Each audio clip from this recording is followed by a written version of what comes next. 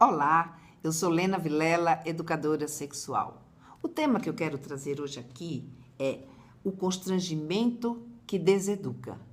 Esse constrangimento não é qualquer um constrangimento que eu estou falando. Eu estou falando daquele constrangimento que de fato nos paralisa.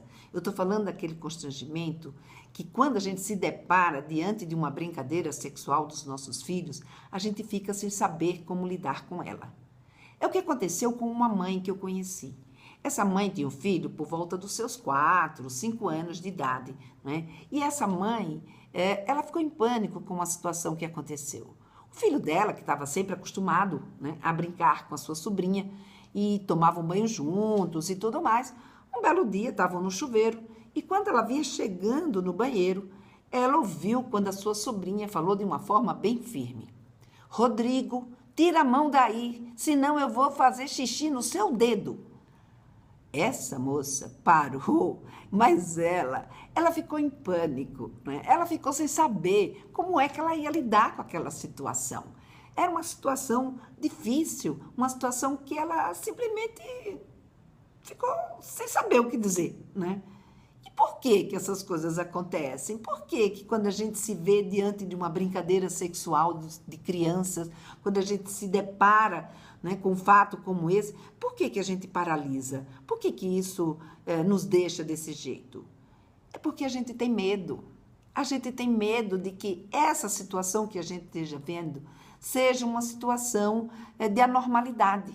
Como a gente não traz muitas referências na nossa vida, porque sempre foi proibido falar sobre sexualidade e a gente tem muito pouca informação sobre isso, quando a gente se depara com essa situação, que a gente não sabe o que que é, que a gente não descobre, não é, o que está acontecendo, a gente, em geral, tem medo e o medo paralisa a gente. E isso é o que não pode acontecer, porque junto com essa atitude do Rodrigo, que embora seja uma atitude normal, embora seja algo que faça parte do desenvolvimento dele, ou seja, o que o Rodrigo estava fazendo não tinha nada de anormal. O Rodrigo, na verdade, é uma criança saudável, né? Ele estava em pleno momento do seu desenvolvimento, inclusive o seu desenvolvimento sexual. Ele estava descobrindo o corpo, ele estava descobrindo o corpo do outro, querendo saber, né, o que estava acontecendo. O que o Rodrigo tenha, né, o que o Rodrigo, na verdade, apresentou, é o que a gente chama de curiosidade infantil. Essa curiosidade é natural, essa curiosidade faz parte do desenvolvimento dele, né? Essa curiosidade tem tudo a ver, né, com o seu processo para amadurecer e chegar na vida adulta e viver a sua sexualidade.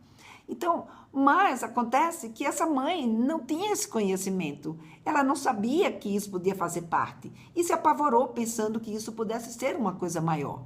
Mas muito maior do que isso era o que de fato ela precisava ensinar para o seu filho. Ela precisava ensinar para o Rodrigo que, embora isso faça parte do desenvolvimento dele, a curiosidade faça parte do desenvolvimento dele, há algo que ele precisa aprender. Não se toca no corpo de ninguém sem que essa outra pessoa lhe dê permissão.